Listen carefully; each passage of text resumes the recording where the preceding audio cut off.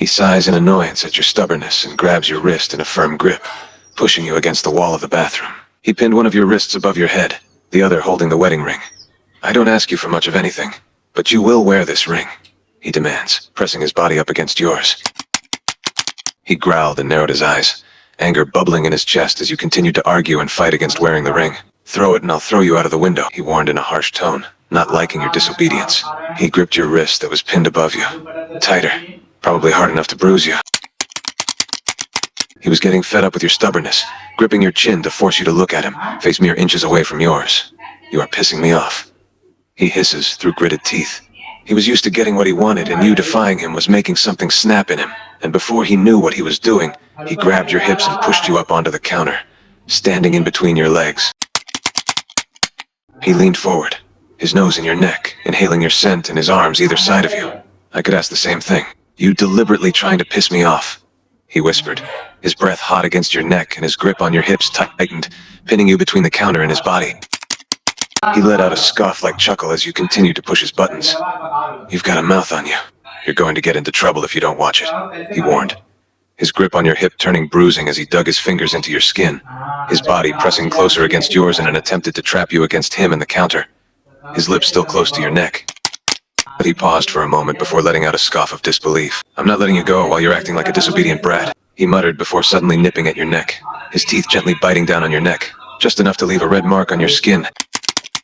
He pulled away from your neck, looking at the red mark he'd left on your skin with mild satisfaction, his grip on your hips and wrists loosening a little bit, but he still kept you pinned against the counter and between his body. "You're also my wife, so you better start acting like it," he replied, his tone turning slightly commanding and authoritative, his face once again only a few inches from yours. As he paused for a moment, his eyes narrowing at your words. "That might be so, but that doesn't give you an excuse to act like an arrogant, disobedient brat whenever we're together," he hissed, tightening his grip and pressing himself even closer against you, his breath tickling your neck as he leaned in close to your ear, his fingers digging into your hip and his nose against your skin again, inhaling your scent. And he paused again as you spoke, and he tensed for a moment, his body freezing at your words, but then he let out a scoff of a laugh before replying. "The feeling is mutual, princess. I don't like your attitude either," he said, his tone laced with sarcasm as he mockingly used a nickname that he knew you hated. He smirked as he pressed his body closer against yours. He chuckled softly and tilted his head, his lips hovering over your shoulder. He paused for a moment before continuing, his smirk growing wider. "You don't think so? I thought it was fitting, since you're always acting like a spoiled princess whenever I'm around," he teased with a hint of mockery in his voice, his hot breath fanning over your shoulder. He shifted his body slightly, pressing you even closer against the counter. He raised an eyebrow at your words, the smirk fading off his face and replaced with an annoyed expression. "Oh really? And why is that?" he questioned, pulling away from your shoulder to look at you directly, his grip on your hip loosening again. He tilted his head as he waited for your answer, his eyes studying your face for a reaction. As he let out an annoyed scoff at your response, his expression falling into a glare, becoming slightly irritated by your attitude. "Oh yes, you will give me an answer, whether you like it or not," he retorted, his grip on your hip and wrist suddenly tightening again, pulling you closer against his body as he caged you between himself and the counter. He narrowed his eyes again, his expression faltering for a moment before his glare returned even fiercer. He leaned closer to you, his nose just touching yours, and he spoke in a low, frustrated tone. "I think that I'm the leader of one of the most notorious mafias in the city, and yet you still find the ability to be rude and disobedient."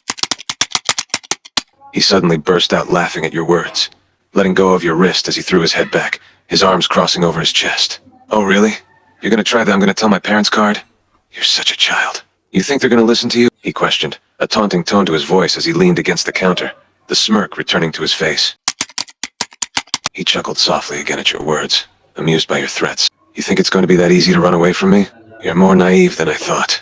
You're not running away from me, princess," he replied in a firm yet slightly mocking tone, the smirk still on his face. He tilted his head, studying your expression. He let out a scoff of disdain, his expression falling into a glare. He obviously wasn't used to being treated like this by someone. "What are you going to do if I do? Hit me? Swear at me some more?" he retorted with annoyance, but then an amused smirk appeared on his face. "You're cute when you're mad, princess."